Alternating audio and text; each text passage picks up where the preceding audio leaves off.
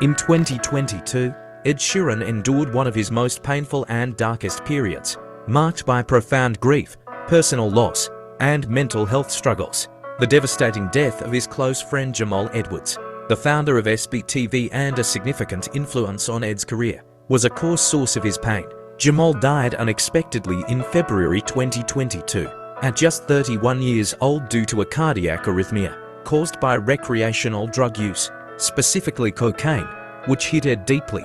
He described feeling as if he didn't want to live anymore, overwhelmed by the loss and grief. Jamal was not only a friend but also a mentor who helped launch Ed's career and shaped his journey in the music industry.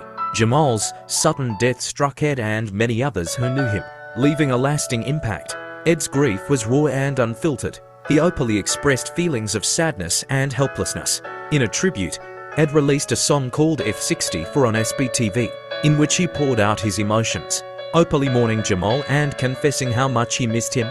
Ed also shared that he stayed at Jamal's mother's house for a week after his death, supporting Jamal's family in their time of grief. During that period, Ed's emotional pain was palpable, and he admitted that he cried a lot, struggling to come to terms with his loss. The loss of Jamal also compounded Ed's ongoing struggles with depression, substance abuse, and mental health issues. He revealed that he felt overwhelmed by grief, experiencing moments where he felt the pain was unbearable. The emotional toll was so intense that he sometimes questioned whether life was worth it, particularly during moments when his wife, Cherry Sieben, was diagnosed with a tumor during her pregnancy. The fear and helplessness surrounding her health added to his despair, as he felt powerless to prevent what was happening in his family.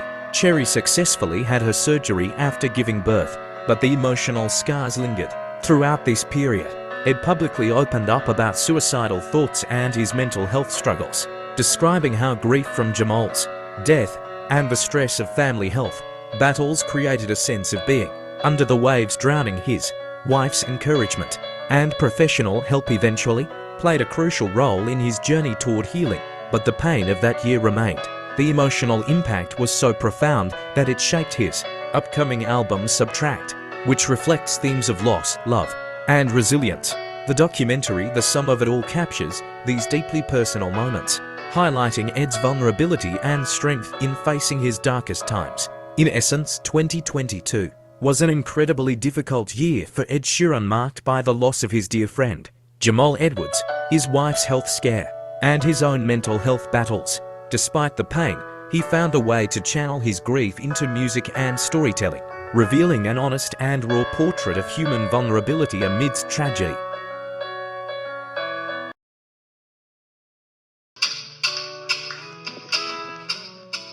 Once upon a time, he was just a kid with a loop pedal and a guitar on SBTV. He's absolutely no stranger. He's managed to find some time to jump off of his tour. And in the interim, from our last interview, which I think was about 10 years ago, I think he sold about 150 million records around the world. Can only be Ed Sheeran. Hello. So our last interview, Jamal actually, because I took all of his gear off him, like hat and chain and sunglasses, and he had got a painting of me from that interview for my birthday, but it arrived like 2 months after he passed. But I've now got that in my house, but that's of our last interview when... Whoa. Yeah. Wild. Wow. Yeah, it's like we were saying, it feels quite emotional to be here, doesn't it? Yeah, I was saying it's kind of, it's only been 6 months, but this event feels like there's a real purpose behind it. It is actually like his charity, and it's really like pulled together amazingly. I've just been down there. It looks so great. Fireball's flown over from Australia for one day to fly back. Like it's good. Now, perhaps it doesn't need explaining, but why was it so important for you to be here today? I don't know. I kind of, anything Brenda has asked, I'm there for. Yeah. So, yeah, literally, if she hasn't asked, I'll do it. Yeah. Can we go back to the beginning? Totally.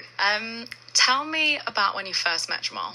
It was at I Love Live in January 2010. We had been speaking on Twitter, But I just remember being sort of like poked in the back and turning around, and he just went SB, and I was like, oh, that's nice to meet you. And then the next day, we took a train together to Sunningdale to Jake Gosling's studio, and that's where we made the You Need Me video, and then did the A-Team A64. I did the Nizloppy thing at the train station. Then we got the train back, went to Twin B's house, watched the Man United game, and then got on a bus back to Acton to his mum's house, and then I crashed at his for like 2 weeks. So like literally, like after knowing him for a day, was just living at his house. Yeah, so you just moved in with him basically. Pretty much, yeah.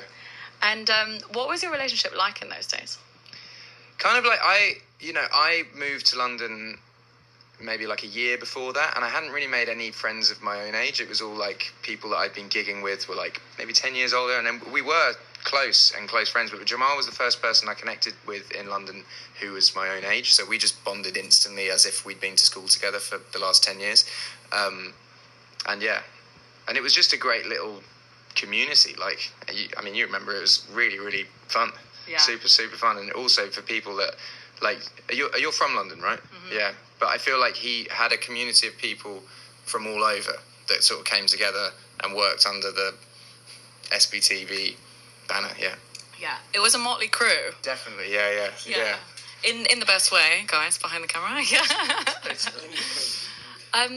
I guess, I imagine for you it's kind of a time of reflection right now. You're obviously like crazy busy travelling all around the world, but if you think about what's changed since that Collaborations EP, since first meeting him, like a lot, basically. You've done a lot. Yeah, I think it came at a mad time because we were working together so much at the time that it happened that it just, like, I sort of left for ages to tour, and I moved to America and blah, blah, blah. And then when I moved back, we sort of started hanging out as much as we were hanging out. This was like 2016 when I moved back. And then, it kind of felt, I don't really know. There's like lots of reflection with it. I'm sure you're the same. I can't quite get past it, you know? Mm-hmm. Yeah, it still feels weird. I still keep thinking he's just going to, like, come in or text me about something. Yeah, I did a thing, because I wipe all my emails, like, regularly, because I got hacked, like, way back in the day. And I obviously hadn't done it since he passed. And I did it just the other day flippantly and just wiped all of our messages. And I was just like, oh, fuck. Where do I... all the funny videos and everything. So, yeah, it's... Like a reminiscent interview, but also a somber one, but also a funny one. There's going to be a lot of... That works for me. Yeah. How do you think things would have been different if you hadn't have met him? Well, I don't actually think I would have had the career that I had, because it was so, I was trying to knock down the door for so long, and it wasn't until meeting him that a door actually opened.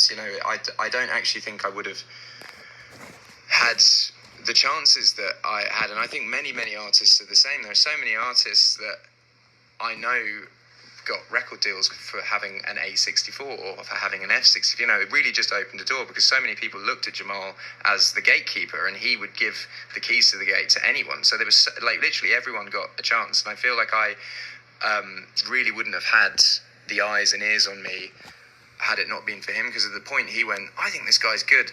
It's sort of like art, in a way. You sort of look at these gatekeepers for them to be like, yeah, this is good, and then everyone else goes, yeah, I think it's good too, I've always thought it's good. And Jamal was that, like all the people at the record company I signed to, that was the first video they saw. My manager's first video he saw of me was an SBTV video. All of these things in my life, all of these pieces would not exist had he not nudged me in the back at I Love Life, It's funny, isn't it? It's kind of like, the first person to start dancing at a party or something. Precisely, yeah. Precisely. It's that funny psychology that he kind of just seemed to smash. Although, I feel That's such a good analogy. I love that. It's like... And also, he was always the first one to start dancing. Yeah. A lot of people don't actually know what a sick dancer he was. Yeah, that's what kind of got to me. I was talking to JME about this at the funeral, is like, I wish there were more pictures in the press, because all the BBC pictures were all very, like, serious, because he was obviously a very accomplished businessman. But the Jamal that everyone else knew was always, like, belly laughing, like, always. And he had some moves. Oh my God, he loved to skank, all right. I feel like, and he proper, like, cut shapes. Yeah. I would practice on YouTube to try and copy, but I never succeeded. I feel like a lot of people watching this would actually say, come on, you're so talented, you would have made it anyway. But do you think it just would have been in a different way then? No, I don't know, because I feel like talent is only allowed to build if opportunities are right. Like you only achieve better than you've done if like there's something to work towards. So I was just doing the same thing, and he opened this little door, and then I went, fuck, I've got to work harder, and I've got to do more, and I've got to work with these people, and then going through. So I really don't think, I always wanted to be a musician, and I always would have ended up being a musician, but it's so difficult in the music industry to have any sort of eyes on you. And you know, like I was gigging every night of the week and everyone had an acoustic guitar, and everyone was playing these shows, and there was like 6 people on every bill that I was playing. And as soon as I did an SB video, it was like A&Rs were coming to my gigs, artists wanted to work with me. Example took me on tour for seeing an SB video. You know, like there's so many different dominoes that fell just from the nudge in the back at I Love Live. Yeah. I guess it was about establishing you as a guitar player in the grime scene rather than another. Yeah. Totally, and he legitimized that by just, he is known and loved by everyone, you know. Yeah. So if you feel comfortable, tell me a bit about what your relationship was like with Jamal most recently. It sounds like you were hanging out quite a lot. Yeah, so when I moved to America for like most of 2013, 2014 and 2015, and we were obviously in touch the whole time, and whenever I was back, we would hang. But then when I moved back in 2016, he would come to Suffolk and listen to things. I would come up to London to see him at Brenda's house and stuff. And then I was sort of in London full time from sort of the end of the pandemic. And I moved west, so he was just always around the corner. So but he would do things recently, like, you know, he'd hit me up and be like, do you want to have lunch with Quangface? He really wants some advice. And he'd just like take me to lunch with Quangface, or he took me to Edmonton to do a photo shoot with Tion Wayne. Like, he was just the Jamal we always knew. He was just the plug. And we were doing that Russ video. He was obviously doing all his DJing stuff, so we were going. I mean, there's so many stories of people of we were going to this, but we had talked about like doing. I really wanted to get him on like a proper dance track, like Jamal Artman featuring me, and we'll just do that.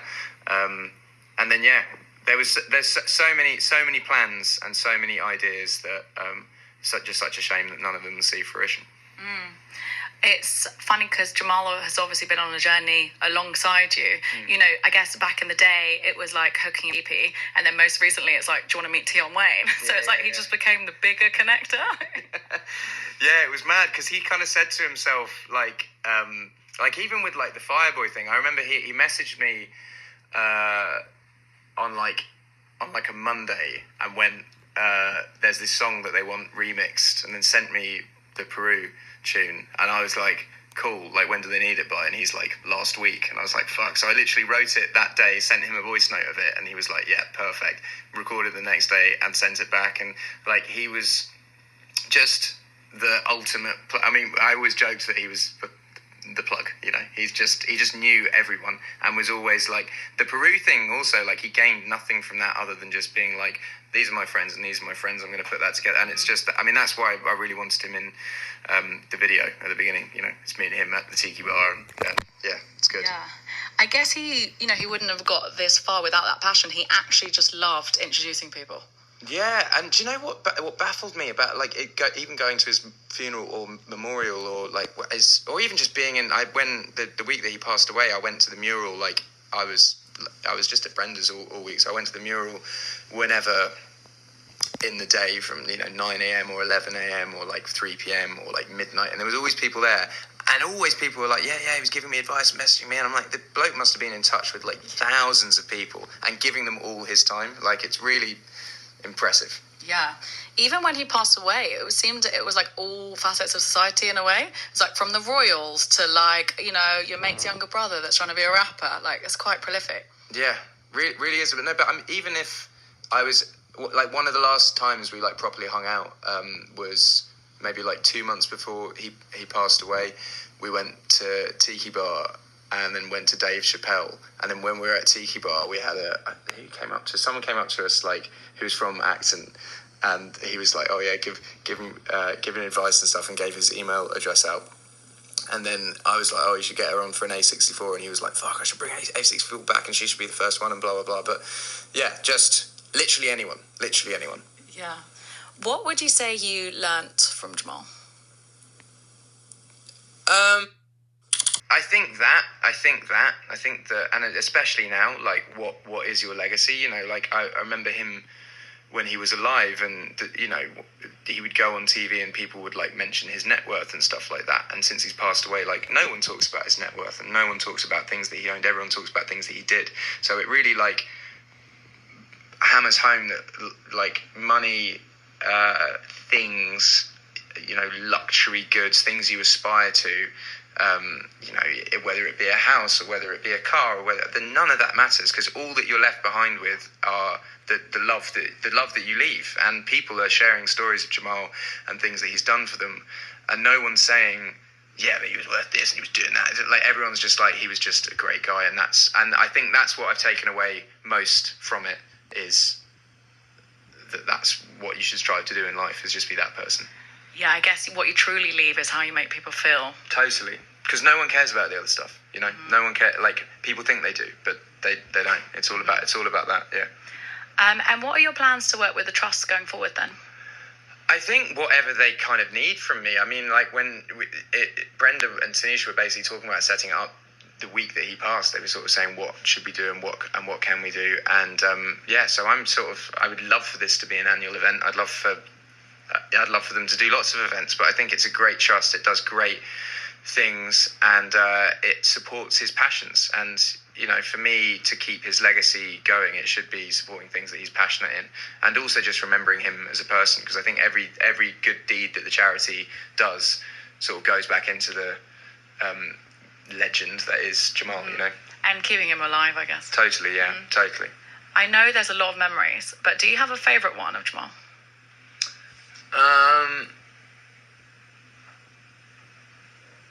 I mean, yeah, there's so many to draw from.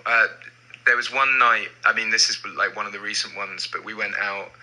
I have a pool table at my house, and we'd gone out, and he'd ordered, like, you know, Jamal, he ordered everything on the menu, like everything, and he'd get it all in front of him, and he'd just kind of be eating it like this until it was all gone. It was incredible, the amount that bloke could eat. Yeah. And then, you know, we drunk, like, I never drink Hennessy, really, but we drunk Hennessy.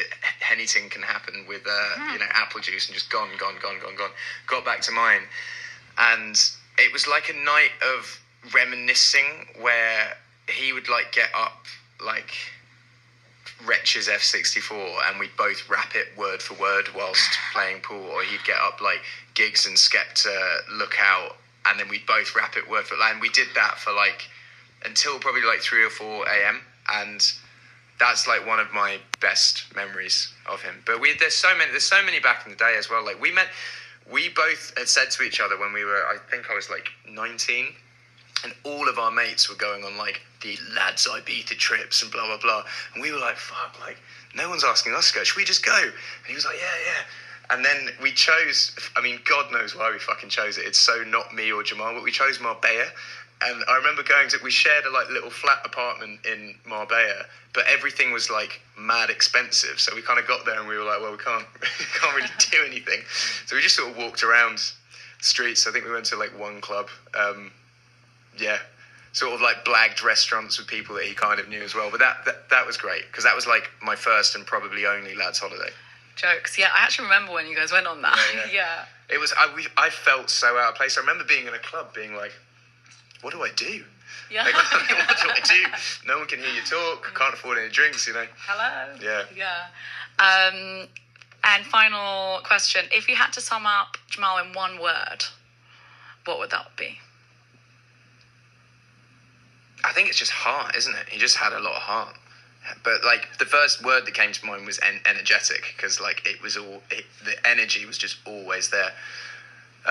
Did he ever send you the thread of him at I can't remember where he was in the Caribbean, but he was, like, maybe at a Soho House launch out there? Have you seen the thread of that? No. Where it's just him at, like, breakfast, He must have sent it to a few people, but it's him at breakfast, and he's like filming the guy that's like serving him, and he's like, yes, my brother, and like bring him drinks, and the day just gets more and more and more and more chaotic, and like that's like one of the things I'm really sad that I wiped. You know, I wish I could go.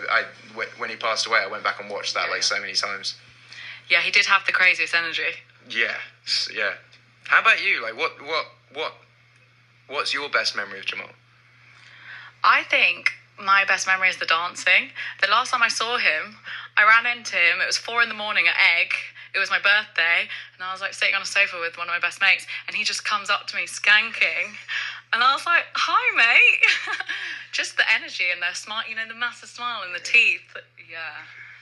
Yeah, it's beautiful. Well, thank you so much for sharing those lovely words and excellent stories. I'm excited for tonight. Mate, the Dave Chappelle night was pretty amazing as well. We sort of like sat, me and him cross-legged side of stage and watched it. And yeah, just some great, I just really miss him. Miss him. Silliness as well is what I miss. So silly. Great jokes. Thanks so much. Thanks.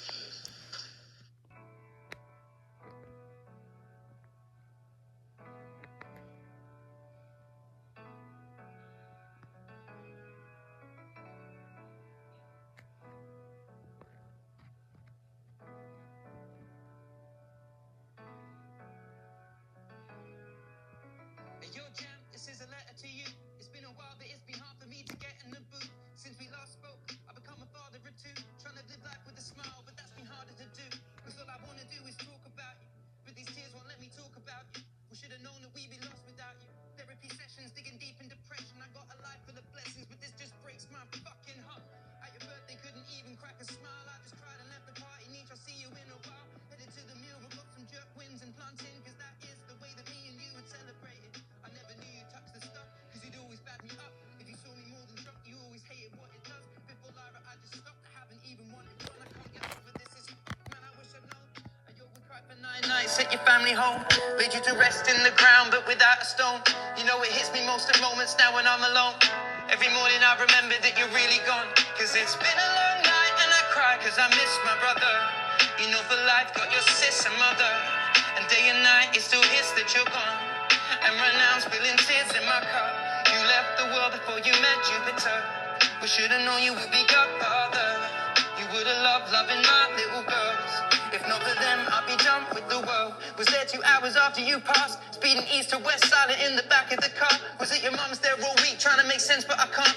I know though it's been a year, still for the pain in my heart. Cause you were there from the start. The day we met, yeah, I moved in and we were never apart. People assumed that we were lovers, but we're brothers in arms. Symbiotic bond of love and gave each other a chance. My God, fuck's sake. Lately I've been crying so much, my lungs ache. Teardrops all over my shirt like blood stains. And I know to heal a heart it must break, but I'm done praying. They gave me a shovel at your burial, and watching you get lowered is something I can't forget at all. And people find and stop me in the street and say it's terrible, but they don't know you like I knew you, and they never will.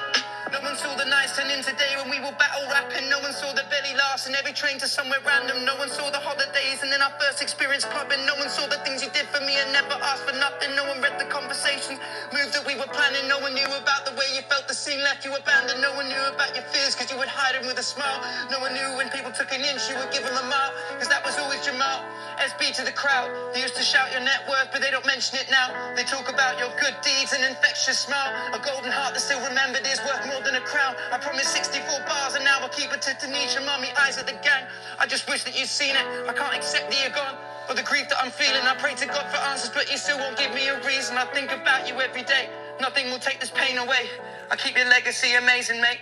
The conversations at your grave's the only way to be close. I know you'll greet me with a smile on the day that I go. Cause it's been a long night and I cry cause I miss my brother. You know for life got your sis and mother. You know I cry cause I miss my brother. My brother was SBTV.